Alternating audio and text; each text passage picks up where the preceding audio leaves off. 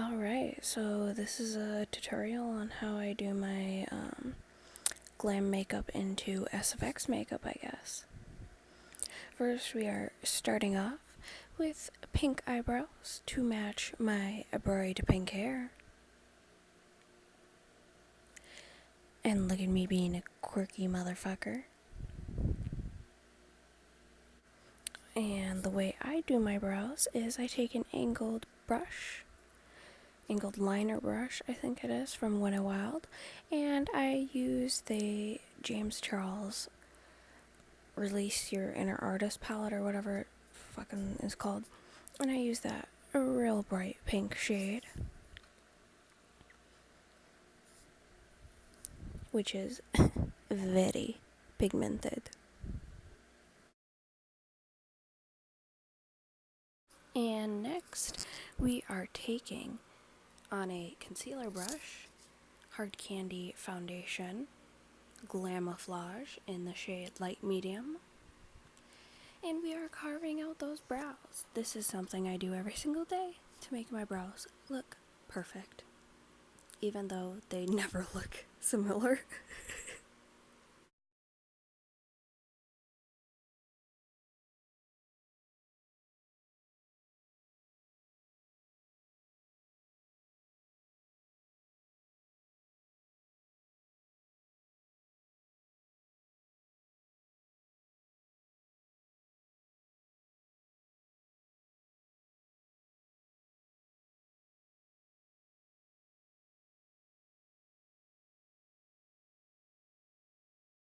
And next we take some of that foundation and cover our lids and fucking Gucci Louis Vuitton bags under our eyes with tons of foundation.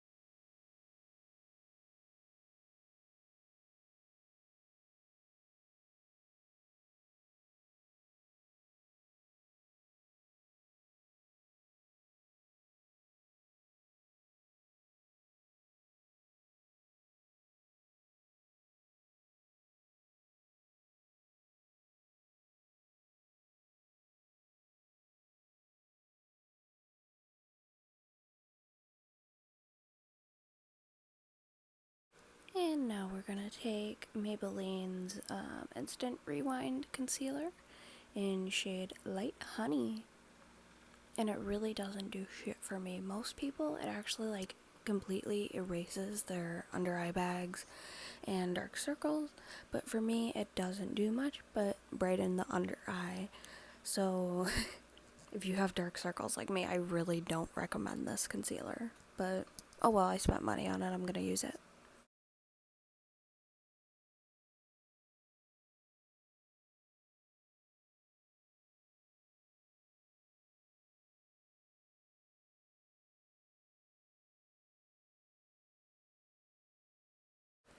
And now we are using the Airspun Loose Face Powder in Naturally Neutral to set all of the cake that we just plastered on our face.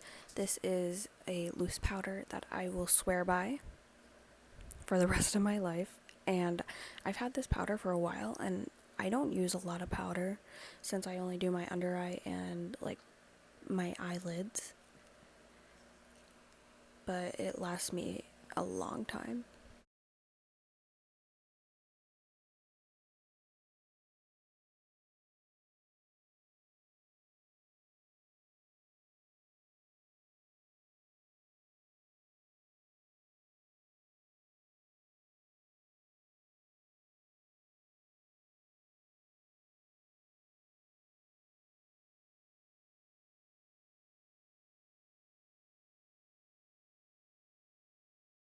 Now we are taking an orangey shade from that James Charles eyeshadow palette.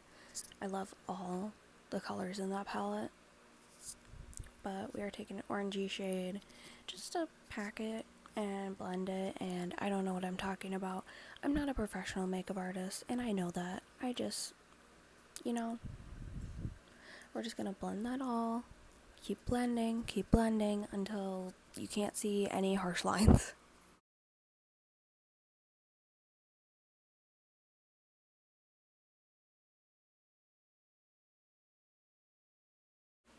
Then with that same super fluffy brush by e.l.f., I think, I am packing a darker orangish, brownish, reddish color into the crease just to make it deeper, and I am very messy while putting eyeshadow on, but I didn't have any tape to put on my face to make it a cleaner line, so oh well.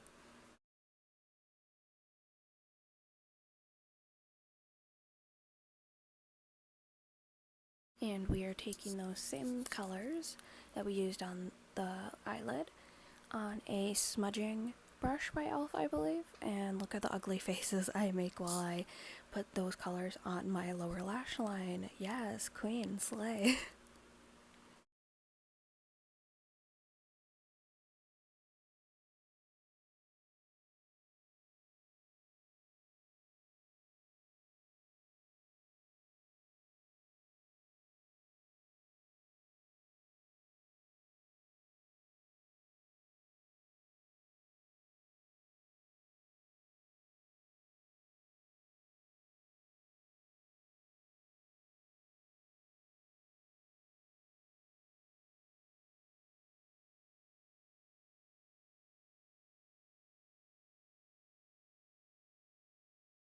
Something I like to do to make the lines a little cleaner is take some foundation, either on a brush or my beauty blender, and just make the lines a little cleaner so it's not too far out, smoked out like a raccoon. We looking good. I did way too much foundation on that eye. We gonna go fix it.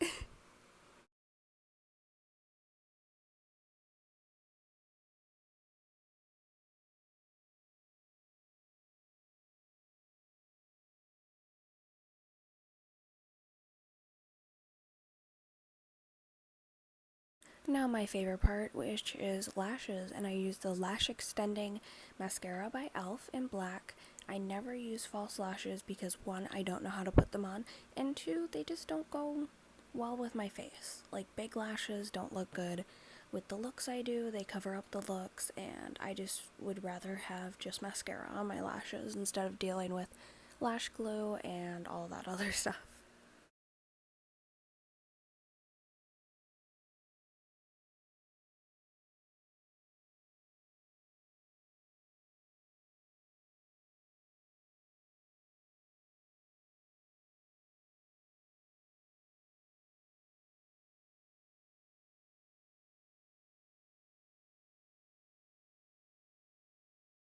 And that is it for the glam look, I believe.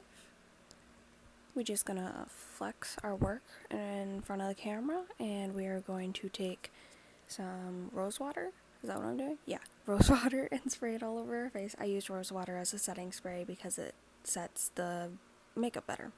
On to my favorite part, which is SFX makeup. We are taking that concealer brush from before and taking a dark brown color cream paint and mapping out where we want all of the makeup to go, where we want to make the wounds and how big we want to make them, and yeah, just basically mapping it out so we have a rough guide to follow. And I'm doing 3 wounds today, different sizes, one big one on my forehead, one medium size, smaller one on my cheek, and then I am doing a small one on my nose.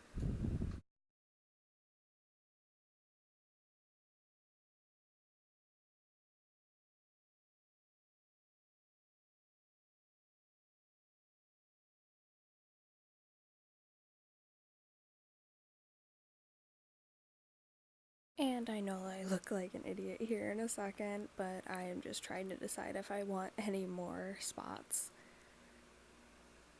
Oh, and hydration, hell yeah. We are going to hydrate before we start this because it is a long process and I never want to like stop in between. I'm putting latex on. Oh, that's cute. That's a cute face. I look cute.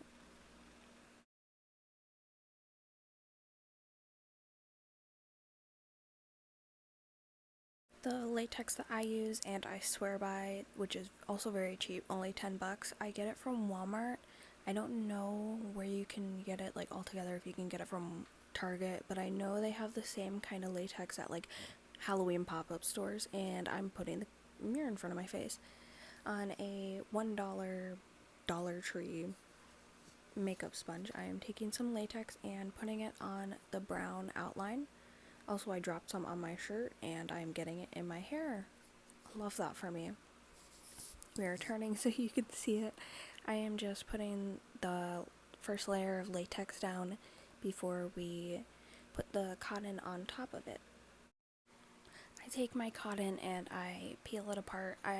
All cotton balls are rolled, so you just roll them and put them into small pieces or as big as you want the wound to be. And we're going to first put it on the top of it, packing it down, making sure it's all stuck down, and maneuvering it the way you want it to sit before it dries, because it is hard to work on the look when it is dry. And we were putting a headband on because I'm already getting latex in my beautiful flamingo hair.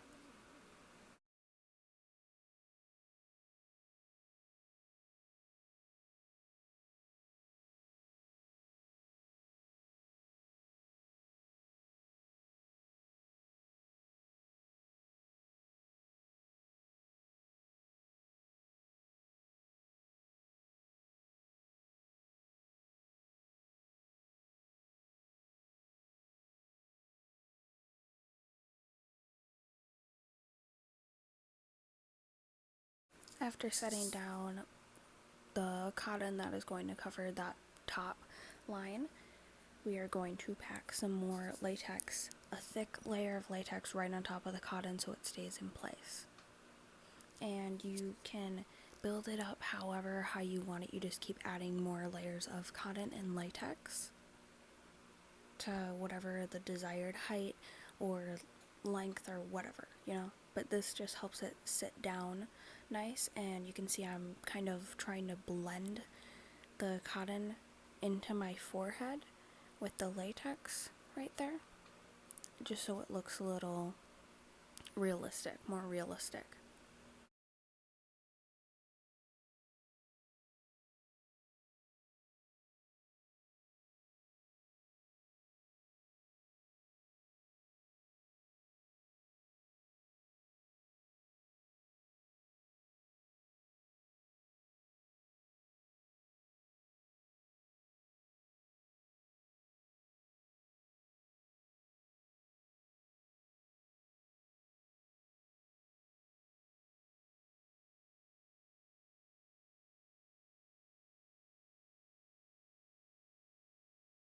Something that I like to do before the latex dries on the cotton is take a brush handle. This isn't the one I usually use, but I couldn't find it at the time.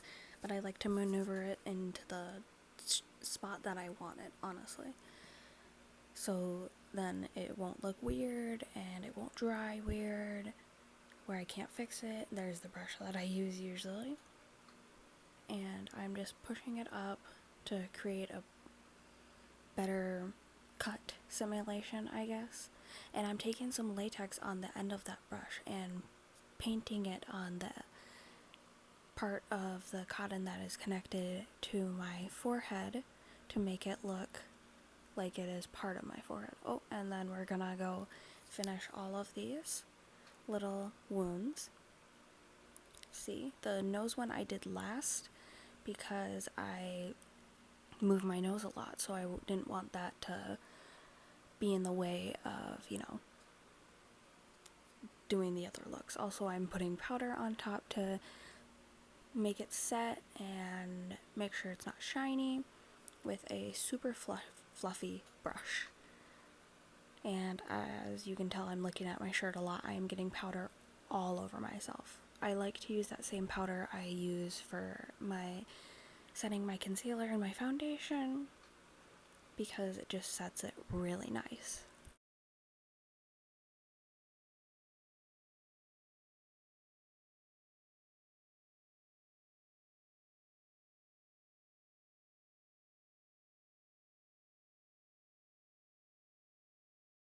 And yes, I was getting powder all up in my nose. That's why I'm making those faces. Next, we are taking a foundation. I need to get a darker one to do my SFX looks because this just looks way too light for me, and I know that, so don't comment about it. I know it. Take your foundation and you just cover the latex basically so it matches your skin tone. Mine doesn't match. I'm gonna work on that. I'm not the best makeup artist, I promise. I know by now.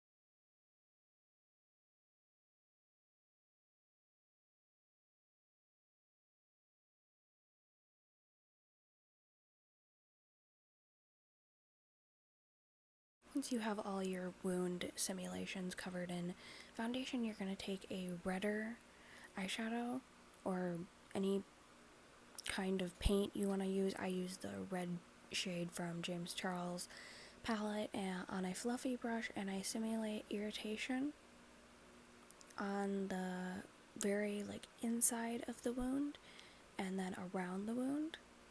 It makes it look very realistic, more realistic than it would without irritation.